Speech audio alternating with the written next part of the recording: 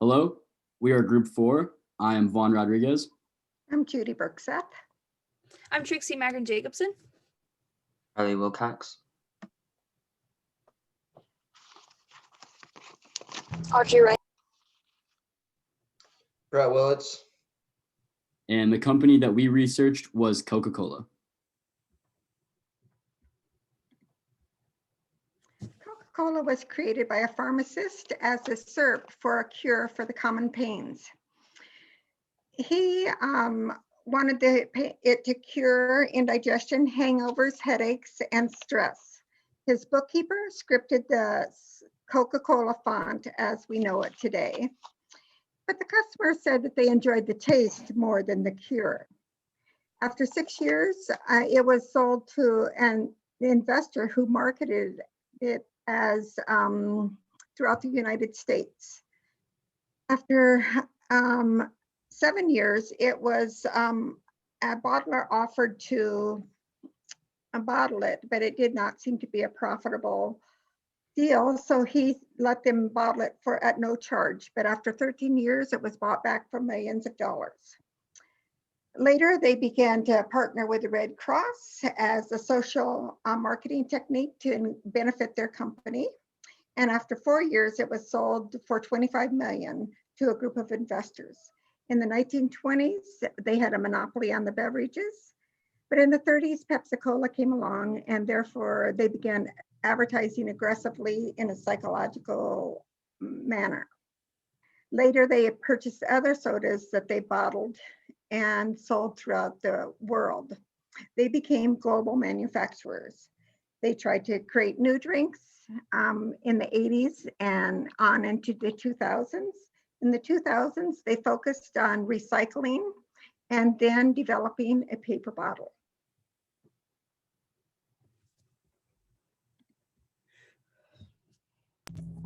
Now we'll take a look at the environmental analysis of the Coca-Cola Company, starting with the political aspect. The company must first follow all of the laws and regulations set by the government, such as the Food and Drug Administration, which makes them display their nutrition facts. The company in the past has also created political Facebook ads, which would fall under this category of pedestal as well. Economically, Coke is affected by the state of the economy as a whole. So if there are changes in recession, inflation, and varying interest rates in the economy, the Coca-Cola Company is affected by these changes as well. The current business cycle stage of the economy is another factor that affects how well the company does and how many of their products they are able to sell. Coca-Cola also notices what products sell best and will distribute more of that product based on how much of it is purchased. One social factor that affects the Coca-Cola Company is that more people are becoming aware of the effects their products have on a person's health. Because people have become more aware of health issues from the sugary drinks, Coca-Cola has created products like Coke Zero so that there are alternative options available. Technological advancements have benefited the company because innovations within factories can help produce more products for the company. And with social media, the company can advertise their products to more people. Coca-Cola has complied well to legal requirements in the past fairly well, although some lawsuits have taken place with people who believe they are false advertising and are claiming to have a healthier product than what Coca-Cola actually has. Coca-Cola has attempted to make some positive environmental changes for successful waste management, such as the plant bottle. Despite the changes they have made, though, they are still considered one of the leading companies for plastic waste in the world. And that's what I have for environmental analysis.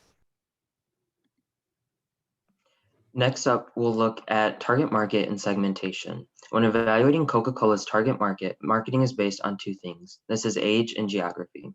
For age, Coca-Cola targets to those aged 13 to 35, which encompasses Generation Y and Generation Z, which are the main targets for the Share Coke campaign on Instagram and Facebook. Geographically, Coca-Cola targets to those in urban and suburban areas. Coca-Cola uses a mass, undifferentiated marketing strategy and targets to many people through their large number of beverages. Coca-Cola targets these groups of people with over 3,000 drinks and 500 brands, which fulfills one of their key objectives, which is to craft brands and a choice of drinks people love and refresh them in body and spirit. Another key marketing objective of Coca-Cola's is to create a better shared future that makes a difference in people's lives, communities, and the planet, which is done through sustainability. We can go to the next slide. For water, between 2012 and 2020, Coca-Cola returned 1.5 trillion liters back into their environments. And in 2019 alone, Coca-Cola returned 160% of water used. For packaging, in 2019, Coca-Cola collected and returned 60% of their products, and in 2020, 88% of their packaging was recyclable. For agriculture, in 2019, Coca-Cola ethically sourced 54% of their key ingredients, such as sugar. This number is expected to rise to 100% in the future. Now I'll send it to Trixie to tell us more about marketing mix. Coming into the marketing mix of Coca-Cola, and introducing with product, we talk about their logo, color, and their specific statements that they make during their marketing campaigns and on their products. Coca-Cola has a specific logo, and their color Coke Red is trademarked, and you can see these on all these on their products, bottles, and campaigns. Touching on their marketing on emotion, Coca-Cola, instead of focusing on their actual beverage, they focus on the feeling that it gives to their consumers, such as the joy of opening up a Coca-Cola and spending that time with friends. Coca-Cola is global. You can find Coca-Cola pretty much at any establishment, restaurants, gas station, and they do try different ways of implementing them in different areas, such as these vending machines, which have their whole product line, and you can select them and you can find these at restaurants. Promotion, as stated before, Coca-Cola has an emotional marketing campaign. If you look down below with the Share Coke, one of their successful campaigns from a couple years ago, they targeted how sharing a Coke with a friend, having that good time, rather than the actual product. The relationship marketing, they have things such as sip and scan, where the consumer can scan their product, get rewards and codes personalized to them to gain more Coca-Cola products, as well as they also donate money to different charities and causes. Price, Coca-Cola is a convenient price. You can pretty much buy it very cheap at like gas stations and whatnot. And it is compared with its competitors. It's not too high or low. And one of their main competitors that they do focus on with pricing is PepsiCo.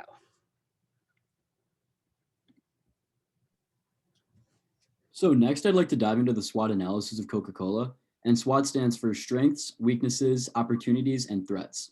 To start off, Coca-Cola has an amazing brand image. When people think of Coca-Cola, they think of happiness, confidence, and sometimes even love. Coke is a feeling, not necessarily just a soft drink. And Coke knows this, and they've used this image to attract extremely loyal customers for over 100 years. Another strength of Coca-Cola is their reach. Coca-Cola operates in 200 countries and is partnered with over 250 bottling companies worldwide. This helps Coca-Cola deliver 1.9 billion servings to customers every day. Coca-Cola is also the highest selling drink product of all time. However, Coca-Cola is not perfect. One thing Coca-Cola struggles with is product diversification. Coca-Cola sticks to its guns and what it knows and only conducts business in the drink market. This lack of diversity could prove to be fatal for the company, as direct and indirect competition is another weakness of Coca-Cola. Other soft drink manufacturers have stake in markets such as snacks, coffee, and even health foods. Coca-Cola is not blind to this though. Coke recognizes these weaknesses and turns them into opportunities. Increasing diversification of Coca-Cola products is Coca-Cola's largest opportunity. By increasing diversification, the company would have the opportunity to enter its numerous untapped markets, such as snacks, candy, and health foods. Another opportunity for Coca-Cola is moving towards sustainable practice, and Coke has pitched multiple ideas regarding their sustainability, including a paper bottle, reduced water consumption, and maximizing bottling plant efficiency. If something isn't done soon about Coca-Cola's sustainability efforts, this opportunity could turn into a potential threat, which brings me to the final pillar of the SWOT analysis, which is threats. In 2020, Coca-Cola had the largest plastic footprint in the world. Coca-Cola has also been attacked in recent years for their extremely high water consumption and even for their treatment of water. Allegations surfaced in 2005 that a Coca-Cola plant had been polluting the groundwater and contaminating the soil in Palakkad, India. With this in mind, Coca-Cola must be careful, or its environmentally conscious consumer may shy away from buying Coke products and look for an alternative. Coca-Cola's final threat is their competition, both indirect and direct. Just as this is a weakness of Coca-Cola, I believe that is a threat as well due to its potential for growth in the future. Companies like Keurig Dr. Pepper and Red Bull compete indirectly with Coca-Cola via different products, but companies like PepsiCo compete directly with Coca-Cola because they serve Coca-Cola flavored soft drinks at a similar price point. While Coca-Cola is threatened by many companies, PepsiCo is their largest competitor. And on that note, I'm going to hand it over to Brett so he can tell you a little bit more about PepsiCo. For the case study analysis, I chose the company PepsiCo. PepsiCo is by far the closest competitor to Coca-Cola, with competition across several categories, including soda beverages, health and energy drinks, bottled waters, and juices.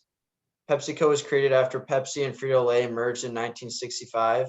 This started a rivalry between the two, which has become so well known that it's been coined as the Cola Wars.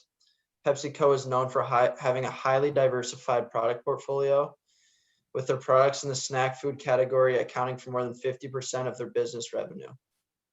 Whereas Coca-Cola's revenue comes almost directly from the many beverage products and companies that they own. Coca-Cola is focused exclusively on dominating the beverage industry and has shied away from the cross-promotion of multiple products in multiple industries. And PepsiCo has taken advantage of this lack of diversity across Coca-Cola's products by creating a scenario where consumers are influenced to purchase a second product the company also owns. PepsiCo's diversified business model allows the company to be able to create complementary products in both the food and beverage industries. A great example of this is when you're buying food from a fast food restaurant and want a drink to accompany it. Oftentimes, the cashier will then ask you if you'd like to make it a combo by adding a drink along with your meal, along with a bag of chips. By having ownership of several different products across the food and beverage industry, PepsiCo is giving themselves a higher chance of having multiple products in a customer's checkout, which is very smart marketing.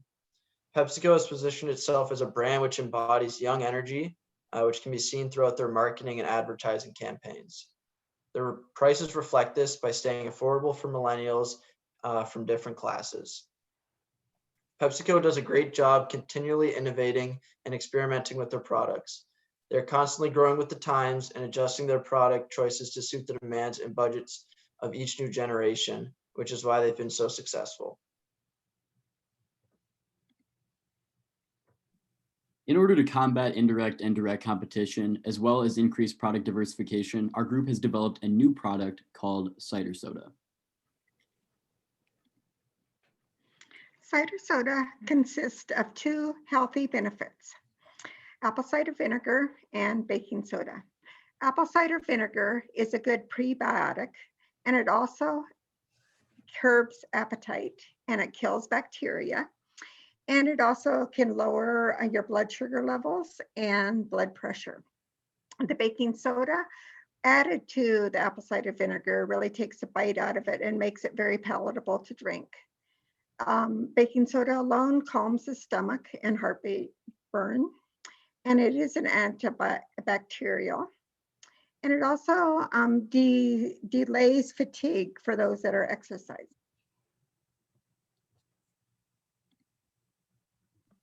First up, we'll look at target market and segmentation for cider soda.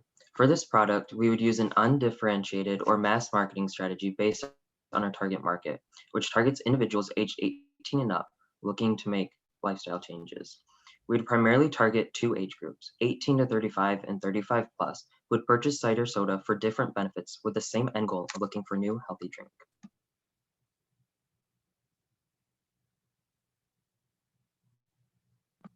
Couple of objectives here that cider soda will be covering will be improvement of health, a good tasting beverage, targets a new group of consumers who are health conscious, brand loyalty as it'll increase customers who are looking for these new products, and it will be profitable for Coca-Cola.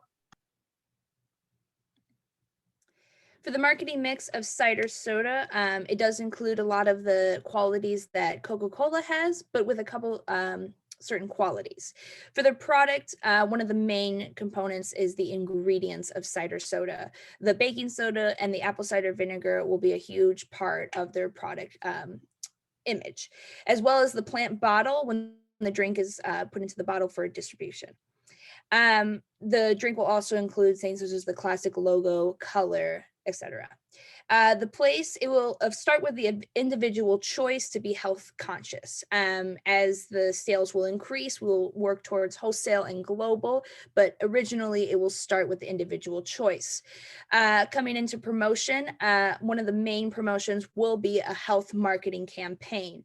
As stated before, the many benefits that apple cider vinegar and baking soda has for the body will be a huge marketing campaign for us, as well as tying in the emotional marketing and relationship marketing Coca-Cola already shows. Price, it will also be convenient to broaden the marketing campaign and allow everyone to purchase it and taste it and make that choice, as well as compared with competitors who also have healthy products on the shelf. But there will be a slight plant bottle markup to take into the account the costs it makes to make the plant bottle and distribute it. And with that, we will be going into the implementation of our new drink. Thank you, Trixie. Implementation of a new product can be very difficult, as we've seen in the past. But actually with Coca-Cola, with specifically products like Cherry Coke and even more recently Coca-Cola with coffee, we've seen that Coca-Cola has no issue creating and implementing new products. In order to implement our new product, cider soda, Coca-Cola would first have to create a formula that can be mass produced. The mass-produced cider soda will then be packaged at one of Coca-Cola's 900 bottling plants in a contoured bottle and will bear the Coca-Cola logo on its label. After the product is packaged, we begin marketing Coca-Cola cider soda as a healthy alternative to Coca-Cola. Coca-Cola already spends more than any other company on marketing, so marketing cider soda will be no different than marketing any of its other pre-existing products. Since Coca-Cola is already operating in 200 plus countries, distribution of the new product will be fairly simple. Once the product is distributed, we plan to have the product displayed next to other health-related drinks and not next to its sugary counterpart, Coca-Cola. In order to measure the success of cider soda, sales of the product will be monitored heavily, but since the product will be new, introductory sales may start out slow. This is where a new scannable QR code, similar to My Coke Rewards, will come into play. The cider soda packaging will be equipped with a QR code that allows customers to scan and fill out a satisfaction survey. This way we can monitor qualitative data regarding cider soda and not solely rely on numbers to determine the product's success.